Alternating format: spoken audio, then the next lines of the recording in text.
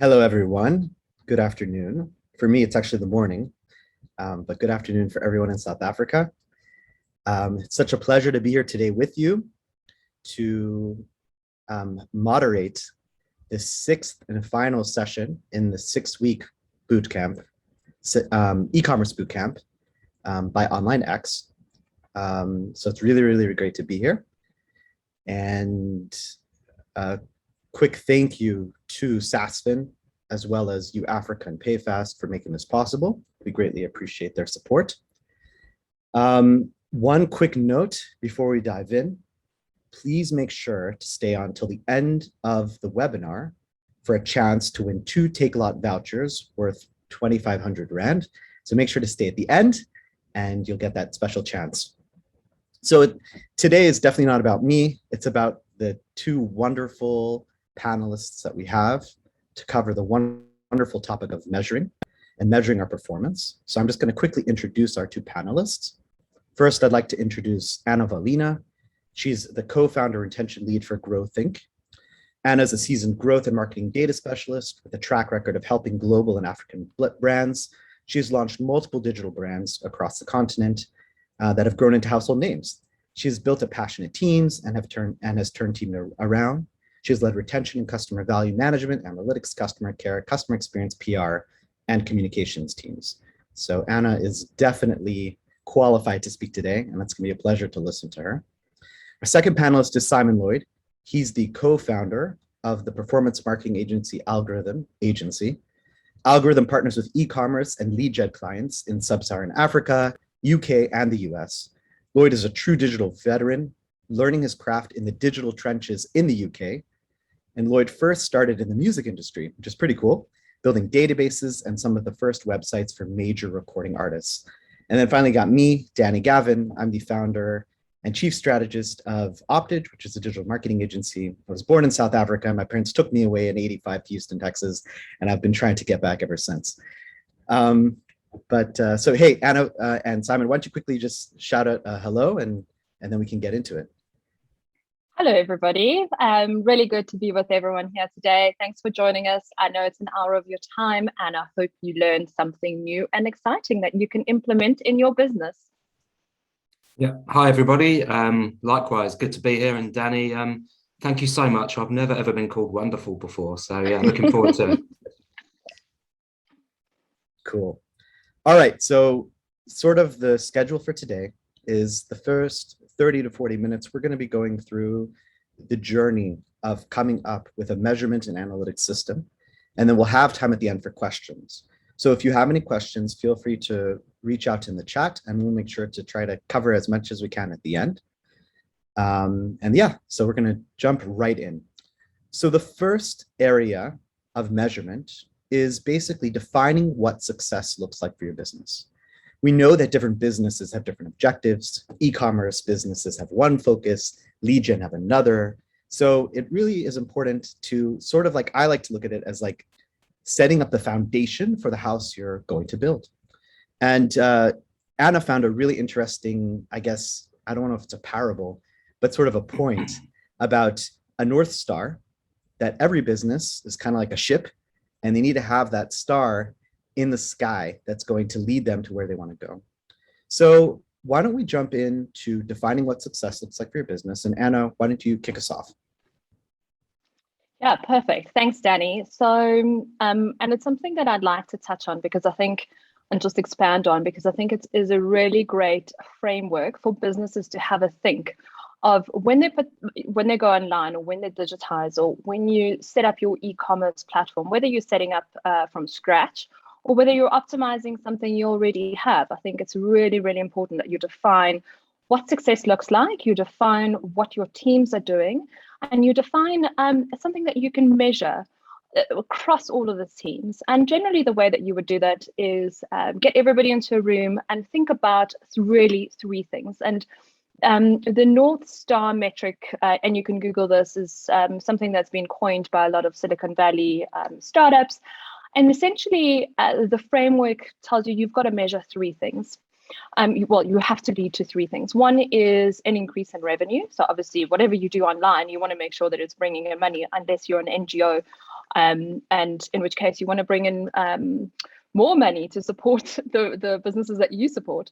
It needs to reflect customer value. So that could look differently for different businesses, depending on which vertical you're in.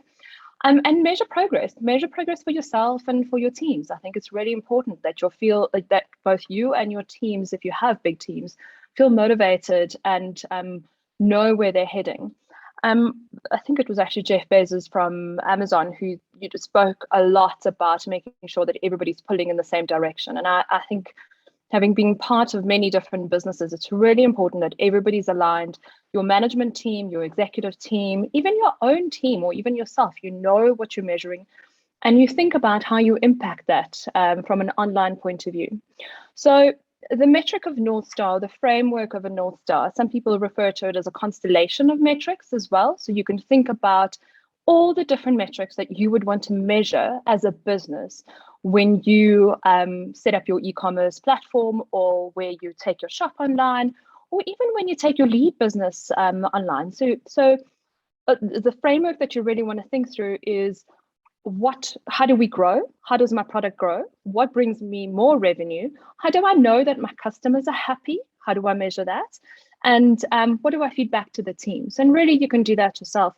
And think about things like e-commerce, things like number of weekly customers who've started on their first order.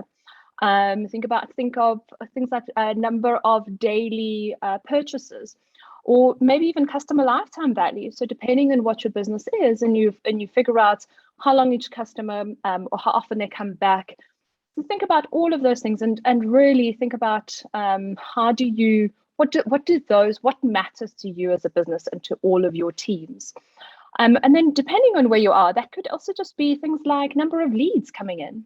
So it could be something as simple as, we want to grow this business in the Western Cape, and all of our leads need to come from Western Cape. And that's your measurement. So I think, you don't always want to be super complicated and think about of this giant constellation, and she's scaring us with all of these big jargons and big words. I think it could be as simple as something that is meaningful to you and your business. And then you figure out how do you measure from that. And I think Simon obviously has a lot of experience in terms of setting up the tools and the platforms, and we'll touch on that in a bit. I think the other thing that is important with the North Star metric, or something that you as a team is collectively responsible for. Everybody in the organization, from the CEO to the marketing person to the person behind reception, needs to understand how they're all driving towards this. And you might think, well, that just sounds like business objectives, but this is just as important for digital businesses and for e-commerce as well, because you want to be able to, at the end of the day, measure that across the board.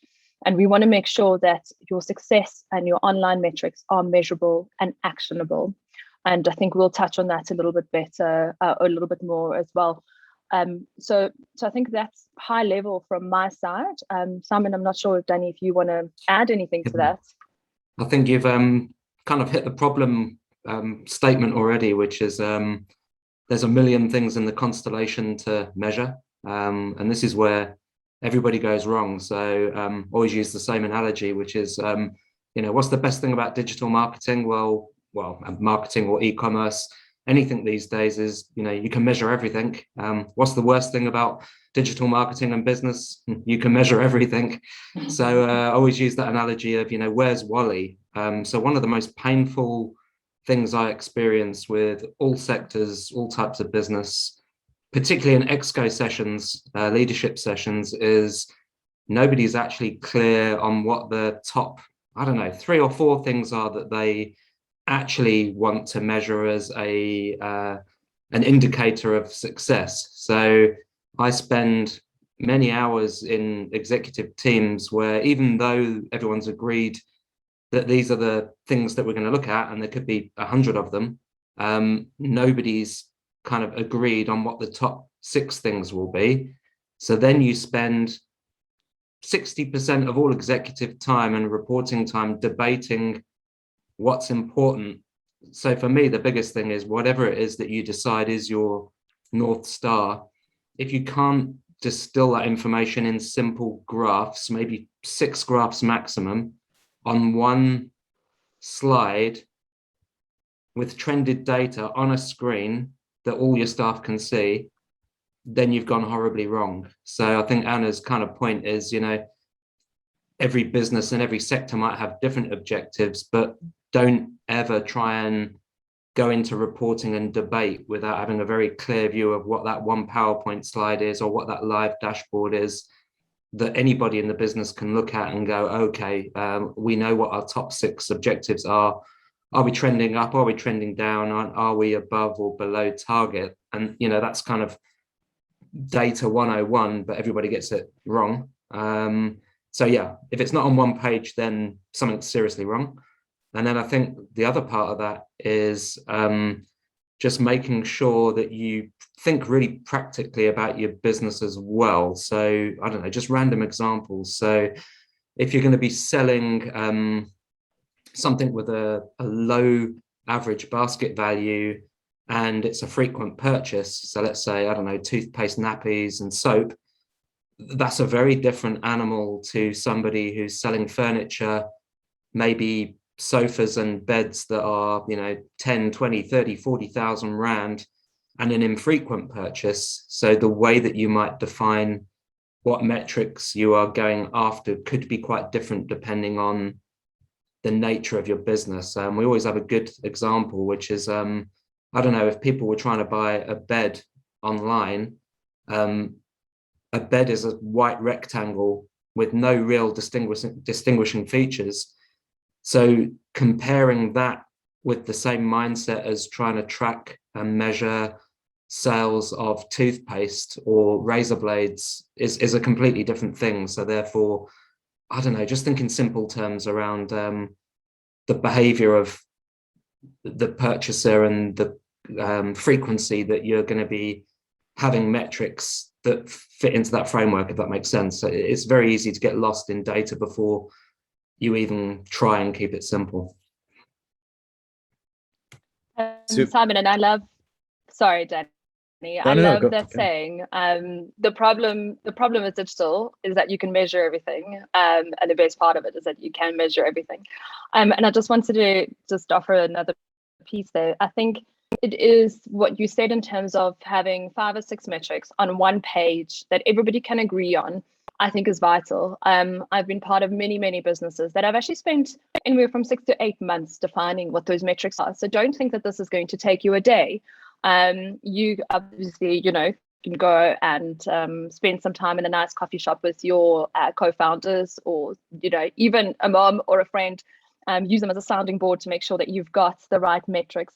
But having them on one page, knowing what makes them go up and down, knowing what impacts them, and knowing how you're going to measure them down the line is crucial.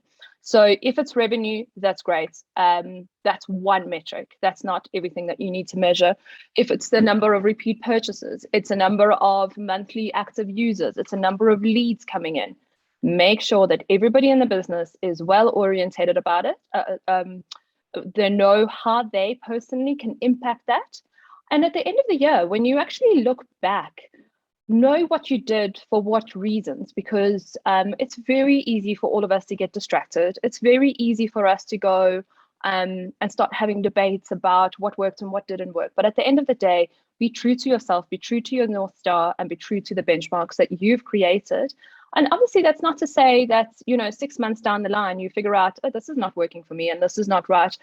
You can change it, but you should be able to have one benchmark that you can always go back to, and really just orientate everybody to pull in the same direction around those. Another big thing here, Danny, is whether it's, I think already we've probably mentioned the few typical single objectives, which is revenue, leads, volume of X, which can be really short-sighted. So I don't know, we'll use an example in lead generation first. So if the objective is number of leads, then obviously it's quite often you're going to be measuring number of leads, but actually it's not number of leads, it's quality of leads. And then if you take it to the next level, it's not quality of leads, it's closure of leads. And then it's not closure of leads, it's repetition of closure of leads and revenue. So in lead generation or e-commerce, always start from the absolute final outcome in the funnel and measure that, and then work backwards. And I think I've said this a number of times, is agencies in particular and marketers will start by coming up with metrics that make themselves feel good, like reach, impressions, clicks. Means nothing to anybody. You know, how many beds did you sell? How many leads did you get? Were they good leads? So make it hard for yourself and make it hard for your agencies, and start at the bottom outcome and work backwards. Then you'll be in a much better position than starting with vanity and fluff, you know, like reach and impressions and engagement, which, you know, they've got their place, but they don't deliver business success. And another example that I think is often overlooked is whether it's e-commerce or lead generation, the steps that take someone from a click to a conversion or a lead to a sale, try and measure some of the friction points in that journey. So I don't know, e-commerce, everyone's obsessed with, you know, average basket value, obsessed with revenue, sales, revenue, you know, all the common things. But actually maybe you're focusing on the wrong thing, because if people can't get through the funnel, you might have millions of people adding to cart, but 98% of people dropping off in the funnel. So as well as working backwards, try and measure the friction points in that process. So improving abandoned cart rate could be far more important than sales revenue targets. Yeah, I think, Simon, you hit on something so important, and I've had that in two examples in personal experience, where changing a word on a sign-up page has actually led to a 7% increase in conversions. But knowing what to measure, understanding those friction points in your online journey are so important. But you know, that's getting into a lot of detail, and I think that's expecting that you know how to measure the full funnel, you understand how to set up the full funnel. So maybe it's a good idea to kind of just talk through the funnel and talk through how does the success look like and the different channels, and, you know, potentially maybe even some of the attribution things that we can think about and help this audience understand. You know, when we measure success, and you know what your North Star metrics are, and I see there are a couple of questions. We will definitely get to them, so thank you very much. I think maybe we can talk about, you know what you're trying to measure, you know the team's orientated. I think it's important for this. Do you think it's important for this audience to kind of understand what those campaigns could look like, or how does those success metrics set up? Yeah, I think that's perfect. And I think we can, so that brings us right into the next part of what we're trying to talk about. So why don't we talk about, once you have your objectives, how are you actually going to measure that success when your campaigns are up and running? Cool. I'm happy to start this one. So let's start with lead generation. So typically a lead generation business would have a incoming campaign right the way through to a landing page or a campaign page, asking someone to fill out some details to become a lead. I mean, that's obvious. So for me, the most important thing to consider for lead generation is that conversion rate. How many clicks do you need to get somebody to fill out that form? And then really, really basic maths. So if the conversion rate is 2%, if you divide 2 into 100, it's 50. So then if you're thinking about it in simple terms, you need 50 people to visit that landing page to have a chance of filling out that form. So then you might challenge yourself and go, well, I want to make it 3%. So 3 into 100, 1 in every 33 clicks. And I know this is kind of obvious, but people forget this. So then number one for lead generation would be, well, how the hell are you going to get more of those people to fill out that form? So immediately, the number one thing I would focus on for lead generation is conversion rate of landing page visitors to form submissions. When you've got that to an optimal kind of level, and I can see already in the questions, people want answers, not kind of generic statements like we're in danger of making. So I don't know, like if as a starting point for lead generation, you're probably talking about average looking like 2% conversion rate. So what's that? 1 conversion every 50 clicks. Medium performance would be 3 in 100, so 1 in every 33 clicks. And really good would probably be 5%, so 1 in 25 clicks. So for lead generation, my kind of starting point would be focus on that metric, only then focus on the quality of those people that become leads, which then leads to analyzing what questions you're asking on the form to qualify that lead. So let's say we've got a 5% conversion rate. Fantastic. That's really strong, 1 in 25 people. But the sales team says, oh no, the quality is rubbish. We're getting loads of small business people with no money inquiring, as an example.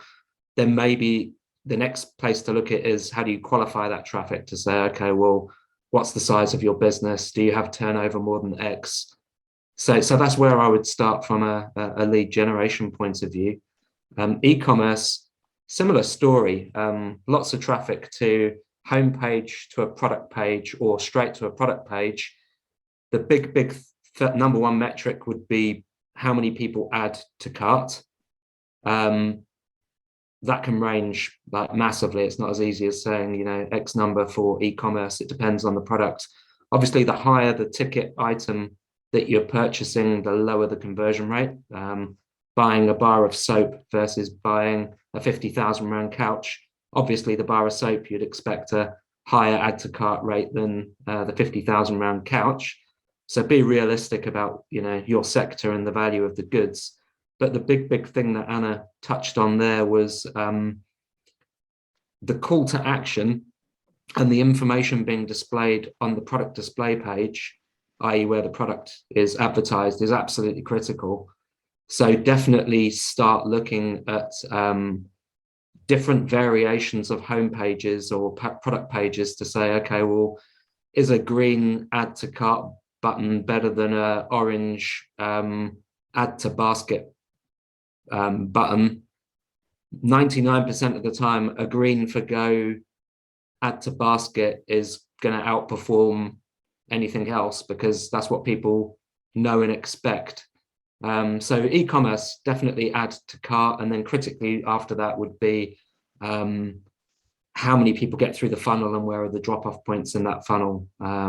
So yes, there's a million things you could add to what I've just said, but if I was to give anyone advice on B2B and e-commerce, that would be kind of where I would start to focus.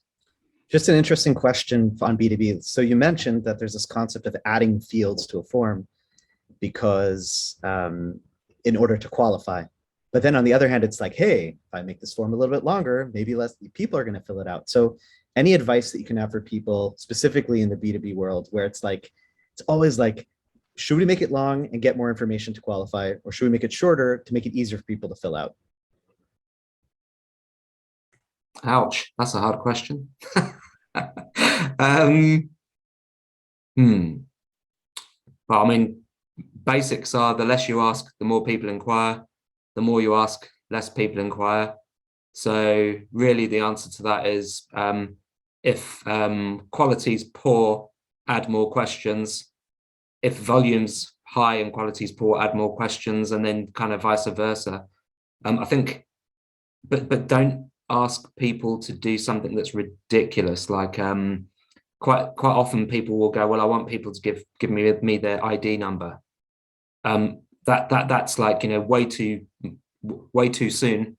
So I don't know, there's no right or wrong answer. So the actual answer to the question is doing some testing, version A versus version B. Somewhere in the middle is normally the right answer. So I don't know, as an example, if you're applying for a business loan, to ask someone to upload their financial audit accounts for the last 3 years to prove their turnover would be a step too far.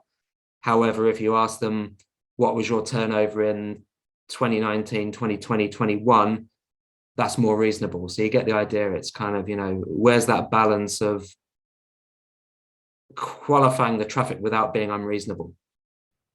I wish I had a better answer. No, I think that's an awesome answer. I think what it helps people realize is that it's not so simple, right? And you have to think about it.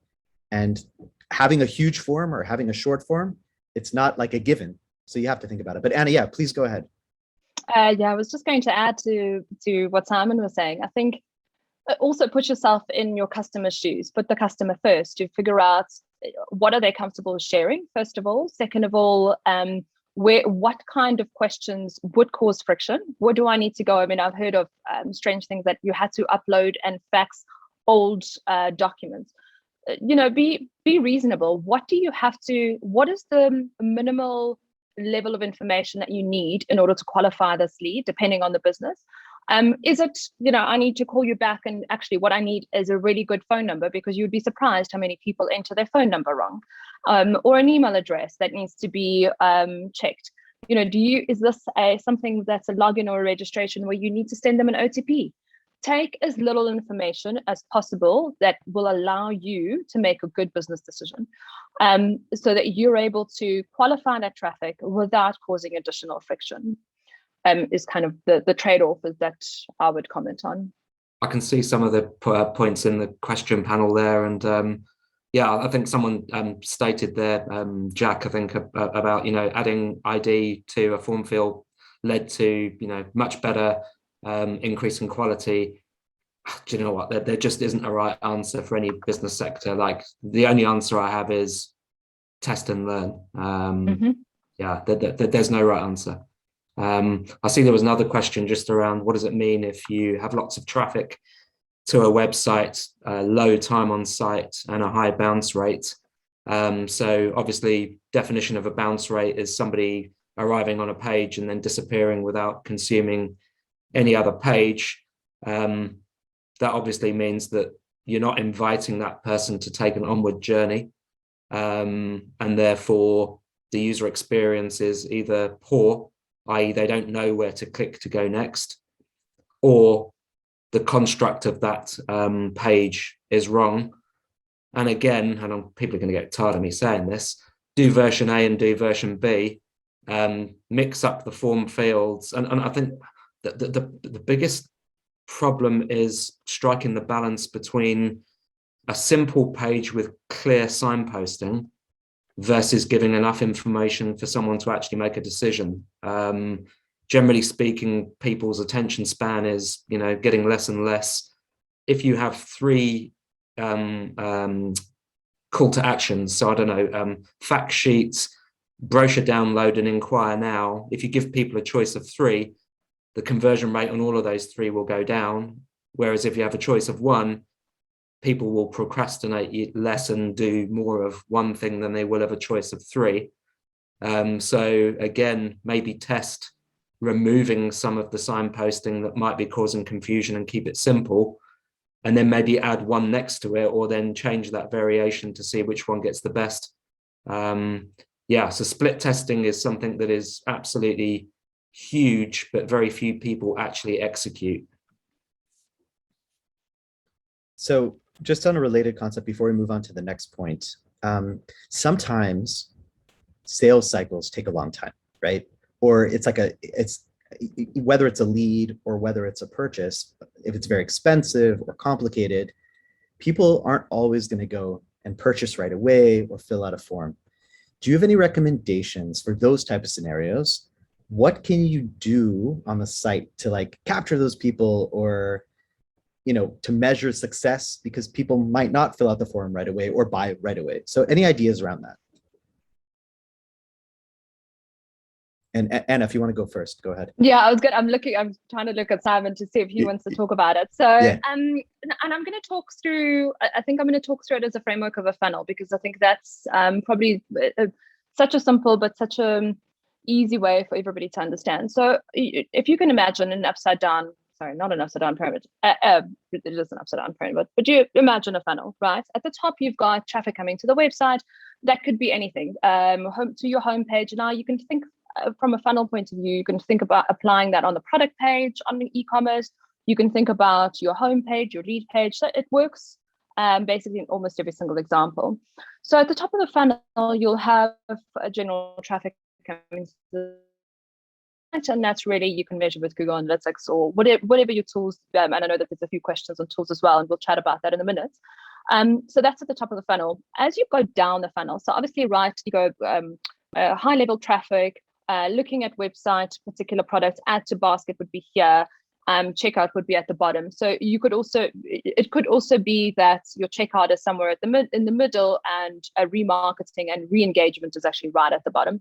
So it depends on how you map your funnel out. So I think it is an important exercise that everybody does and understands how you track and how you measure and what every stage of the funnel does. And you can literally Google this and go growth funnel, and you will get 1 million e-commerce growth funnels to use as a framework. This is really, really simple. But to capture, Danny, to go back to your question, and Simon, I know you are very strong in terms of campaigns and setting up this for success. I think the best thing in my experience has been understanding what it is that customers are looking for, what the intent is, and then understand how you remarket and retarget these customers across different channels. So if you think about it from an e-commerce point of view, I mean, I'm going to use a typical South African example. I don't know if any of you have ever looked on Takealot and looked at swimming shorts, or you've looked at any kind of outfit for summer. For the next 4 weeks, you will be trolled through every single website, every single online place, how to buy your kids cozies, flip-flops.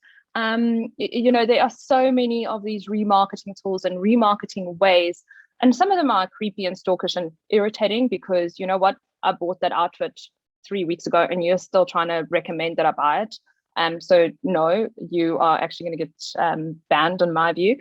But think about remarketing is one way through performance channels like Facebook and Google. But another way is actually understanding what content people are interested in. So something from a longer lead cycle, something that takes me in a B2B space, where I need to think about whether I need to spend this kind of money to solve this kind of a solution.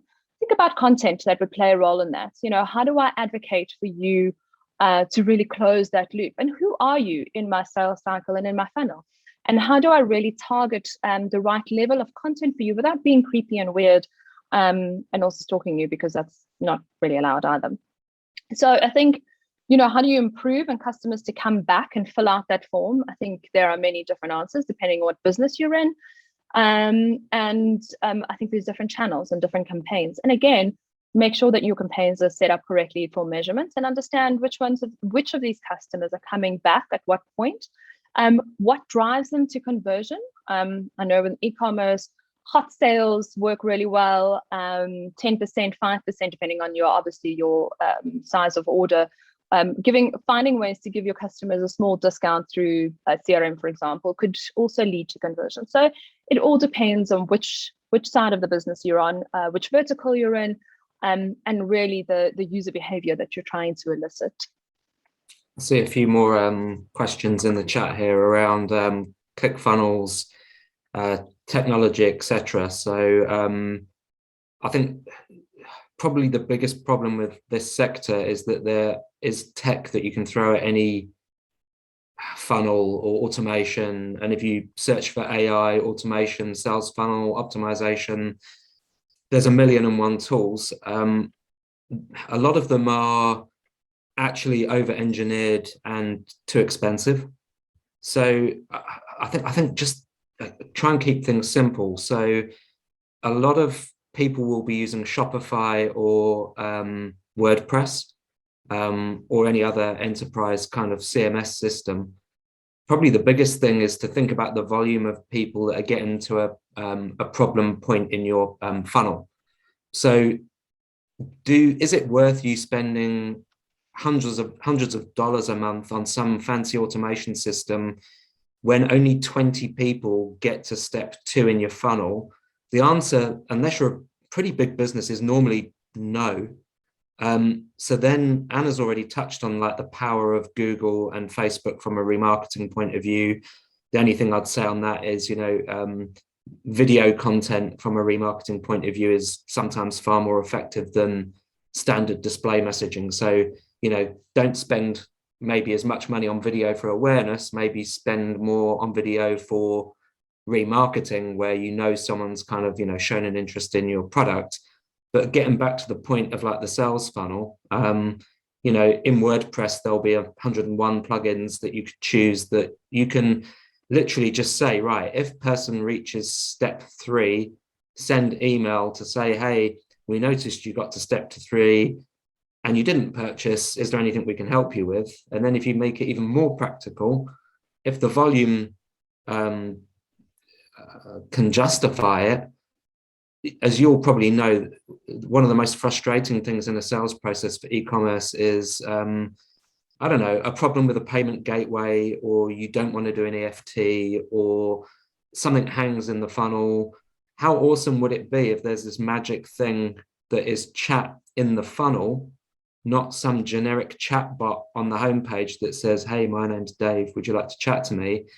What would be much better is to have a WhatsApp chat or Facebook chat in the funnel when you're actually trying to purchase and can't purchase. So I think using tech, sure, maybe think more practically about how a human could help tip people into the point that you want them to get to. Yeah, so I don't know. I'm quite skeptical on big tech unless you're big e-commerce. So keep it simple is my kind of recommendation. Super. So I think that moves us on to like the next section, which is about executing your online strategy. So let's talk about, like, we've spoken about, what are the metrics and the funnel. So that's really good. But what are some of the most common tools that people should consider when deploying marketing campaigns and just running their e-commerce activities? Myself and Anna kind of have the same experience with this one as well, which is, look, particularly for e-commerce, actually, let's start with lead generation. For lead generation, number one tool of choice would be a A/B testing tool. So Google Optimize, there's a few. So I guess the most common would be Google Optimize, which is typically free, enables you to create page variations and split traffic in A and B so that you can measure the impact on how many people fill out forms. And then there's slightly more advanced ones where you need to configure pages. So VWO, Visual Web Optimizer. There's many, but Google Optimize would be probably the place to start if you're looking for a simple solution to do some testing. And then for e-commerce, as you probably know, a lot of the advertising platforms, so whether it's Facebook, Instagram, or Google Shopping, all of them require a product feed.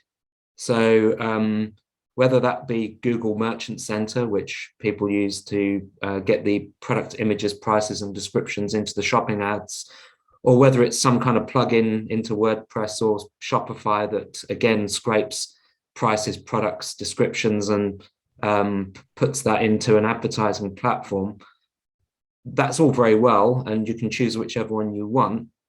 But the problem is, whatever you choose, they all pretty much do the same thing, but it's the quality of the information that's in that feed that is the game changer. So one thing that we see time and time again is, I've got 2,000 products or anywhere in between, and it's in a product feed, and you've got spending loads of money on shopping ads and Facebook remarketing.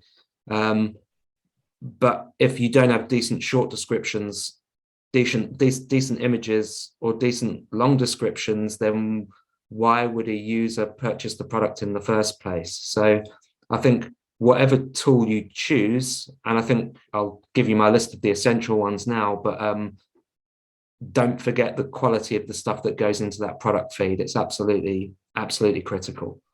In terms of a top 3 or 4, obviously Google Analytics or an equivalent, but I think most people use Google Analytics. From that point, Google Optimize for testing and behavior, some kind of shopping feed mechanic. So whatever shopping feed plugin for Shopify or for WordPress, or an enterprise one if there is an enterprise one. And then I think for me, probably the biggest thing that I've seen making a transforming success for people is a chat experience, but one that is manned by humans to help people, which is the most ridiculous thing to say in this day and age. But I saw another one there, which is heat maps. So I think in terms of understanding on-page behavior, Google Analytics is great for understanding, flows and time on pages consumed, but it's not fantastic for on-page behavior. Yeah, there's a lot of them. Hotjar is probably the most typical one that people use for basic heat map and user flow analysis. So yeah, there's not enough time to list them all, but again, keep it simple and definitely focus on quality of data and the ability to do A/B testing is my kind of 2 cents. Super. Anna, do you want to add anything? Yeah, I was laughing because I've just put in the chat that one of the things, or one of the tactics that has worked really well in the past for us is whenever we notice somebody having a really long dwell time on a page, or we saw them scrolling up and down repeatedly and staying there, and I'm talking about, like, I think we had set it at 1.5 or 2 minutes, I can't remember now off the top of my head, but we would pop up a human-based chat window to say, how do we help you? You know, it looks like you can't find something. And then obviously you're not going to do this for £2 products. But if you have the manpower and the ability to do that, it's actually remarkable what that does from a brand affinity and brand love, because you feel heard and you feel seen. And secondly, just from a conversion rate, because often you will have people, and especially in South Africa, who are still struggling to, you think companies are struggling to get online. Think about everybody's trying to purchase online or complete something online. I have these conversations daily about customers and people trying to just check out and can't check out, or I can't pay my bill because of some sort of friction. So I think don't overestimate your audience, but also don't underestimate your audience. Help them through it. Help them help you do business better. Super. Just some related questions. So, we're talking about campaigns a little bit. Do you have any advice for listeners on how much money they should be investing into campaigns? Is there like a metric? Is there, where should they start? That's a complex one. So the answer to that one is always, how much are you prepared to make a sale? And every time you ask a business owner this, quite often they won't give you an answer because they think you're trying to con them, but actually it's a serious question, which is, I don't know, if your average basket is going to be 1,000 Rand, then how much are you prepared to pay in marketing costs to get that? So that's always the starting point. And then for me, I would do it by maths and then go, right, cool, you want to get X number of sales with a margin of X. That means the cost per click is roughly whatever, 2 Rand, 5 Rand, whatever it might be. How many clicks do you need to get one person to buy a bar of soap or whatever it might be? Check out in the basket. Okay, cool. How many of those can you then afford in order to come within margin? And margin is the one metric that doesn't get talked about enough when it comes to measurement. So everyone will say, I want 1 million Rand of sales by Wednesday. That's cool. But, it answers your question, was it at what cost? So if the answer is 10% marketing cost, your answer is 10% of your objective, then the question is that realistic given the cost of traffic in that space? So, yeah, I think it's one of those where the maths has to guide the answer, but the business has to know how much they're prepared to pay per lead or per basket. So Yeah. interesting. It's kind of like, so the hidden metric is, which is really important, is margin, right? So yeah. So I'd imagine that when you're hiring an agency, that is something that they should be asking of, like, what is your margin? What's the different margins on products? And if they don't, you know that there's something wrong. And Anna kind of touched on it in the first part, which is saying how many active users you've got or how many sales you had could be the wrong metric to start with. Like, I don't know, lifetime value and phrases like that can scare people and can get quite complicated. But thinking of it in a different way, if you're selling, I don't know, toiletries, the answer might not be how many sales or sales revenue. It might be how many people repeat purchase in a time frame of X. And if they don't repeat purchase, it could be more of an indicator that your logistics and delivery and product satisfaction is broken, and therefore your business will be broken in the medium term if you don't focus on slightly longer term objectives. So yeah, I think chasing revenue and leads can be dangerous. You need to think more about the medium term. Super. All right, let's move on to our final section, and that's going to be about reporting and optimization. I saw there was a question earlier about data studio, someone like pulling data into a spreadsheet, and then they want to combine their social media data and web data. So do you guys have any suggestions specifically when it comes to reporting and optimization of your campaigns and your e-commerce activity? Thanks, Simon. Here you go. Yeah, I think it's a hot topic, right? Because with so many platforms, so much data, which means you spend hundreds of hours or you pay your agency for hundreds of hours of basically manually stitching data together and, you know, putting colors and logos on them, which is a waste of time and money. So things like Data Studio, etc., are great and are either free or cheap. The problem is connecting different data sources, because like obviously Google product will be Google centric, Microsoft product will be Microsoft centric. So there's a couple of really good aggregation tools out there that connect to pretty much all advertising platforms. So Facebook ads, Instagram, MailChimp, you name it.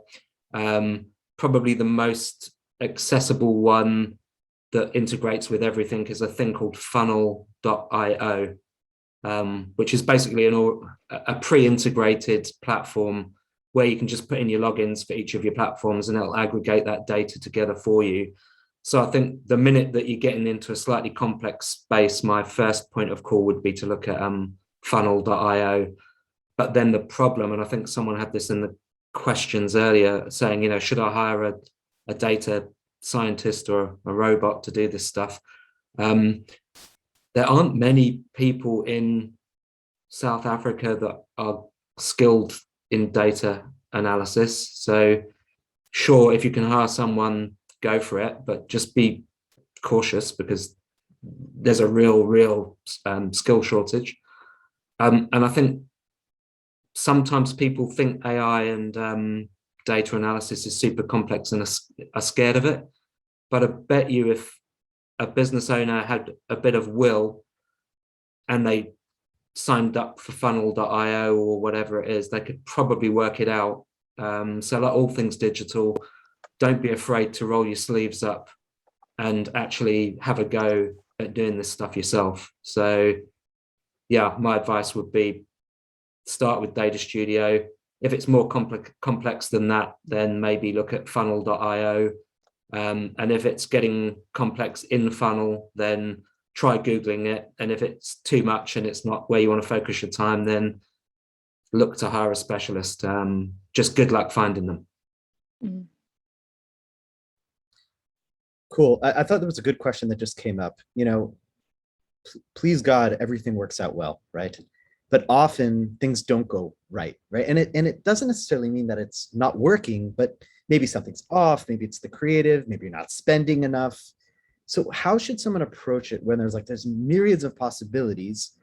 Where do you think you should start when things aren't going in the right direction? And I know it's a hard one because it's like so huge, but I'm sure people every day, like they look at something like, we don't know, like it could be 5-10 things that are the issues. But so any like general outlook or advice that you could give people?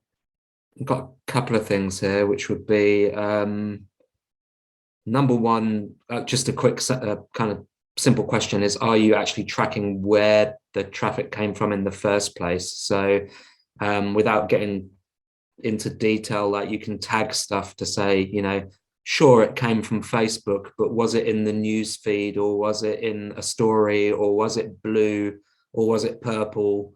So I think step one is make sure that you actually know what creative the traffic came from that you think failed.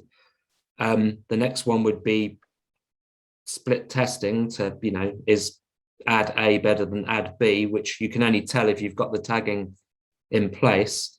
But I think often the answer here is, and another tactic within conversion rate optimization, or CRO as it's called, is to actually do a survey and ask people what they think. And don't, you know, everyone's so close to their own creative and their own business that you're not really objective. So ask people would be my kind of most obvious answer. And just to add to that, I think it also put your heads together and go, listen, you know, is this resonating? Is this working? Are there other external factors that could be affecting this? I mean, often we see seasonality, major. I mean, if you think about South Africa in the last 3 months, you can get affected by so many different things. And was it the channel? Was it the creative? Or was it because there were riots outside on the streets? Or was there because this particular sector is now currently affected by something? So one thing I think is, and I think in small businesses, often you might not have the volume of traffic to do a split test. If you can, that's going to be your first thing, is determining what the real problem is and what are you trying to solve for. Then figuring out what is the hypothesis, and is that hypothesis, and I mean, that sounds fancy, but what are we testing for? Like, what could be the problems? And again, you don't need to get complicated and fancy about it. I mean, this is something you can do over a dinner table with your spouse and go, listen, this is not working. I don't understand. Like, could it be this, this, and this? And actually talking through that, and this is more, I guess, for small businesses, you're not really going to talk through that if you're a CMO of a bank. But, just have that conversation, because you get a lot of clarity from other people. And if you don't have the means to go and do a survey, as Simon said, just speak to people. I think that will often give you the perspective that you're missing, or will give you the perspective that you need. Super. So I think, I guess the point is that you should not overwhelm yourself. There are ways of figuring it out, and you just kind of have to step back, take a look, and be patient, which I think is really good. I think this is another good one. How do I keep my team or an agency accountable when they're running campaigns and with tracking? I think that's a good one.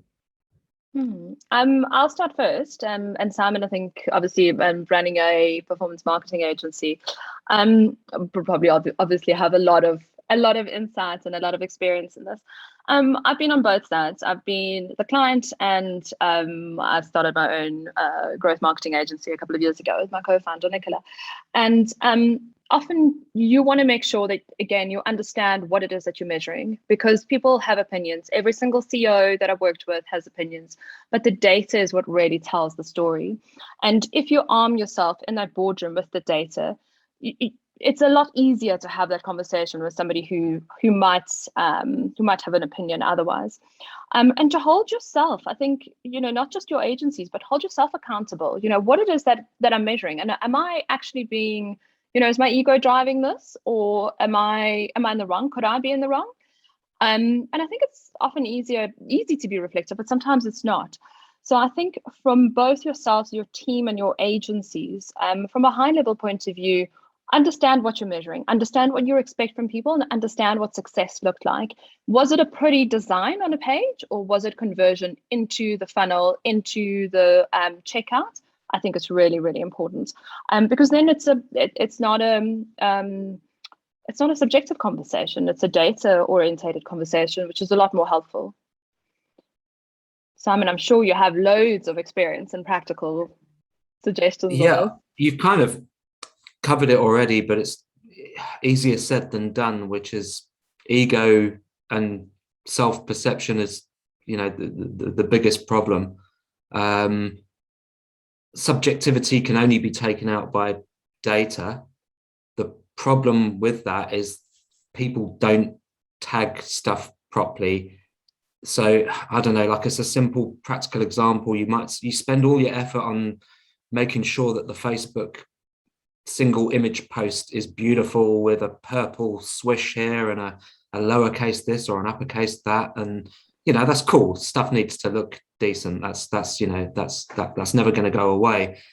But if you don't tag it to understand that where it came from, and if you don't test the boundaries and kind of go, look, my corporate identity is orange and brown, and I don't want to introduce green. Well, this sounds horrible already. don't like go into it by saying like, that's my corporate identity, there's no way I'm going to introduce green, how dare you. It's like, well, maybe that is the thing to do. And it doesn't mean that you have to test. It doesn't mean that you have to change it to test it. You can test it on a small portion of people, and then the data can tell you. Yeah, the big problem is people don't think about tracking and tagging before they deploy creative, and they don't think about doing more than one execution. They get obsessed with perfecting one execution. And the honest answer is you never know if something's perfect. So rather launch something fast, fail, and then test again than spend 9 million hours subjectively guessing if the design is what you think is aesthetically pleasing. So Simon, I think the trick is that if you have an Anna and you have a Simon on your team, then you're set, man. It's all good. I feel sorry for anyone with us on their team. All right, well, we're 1 minute past the hour. This truly has been a pleasure. Anna and Simon, you've been wonderful, and I can say wonderful. And I think we've learned a lot today. And I think we all can't believe that this 6-week boot camp is actually over. But please God, Online X will be running something again soon.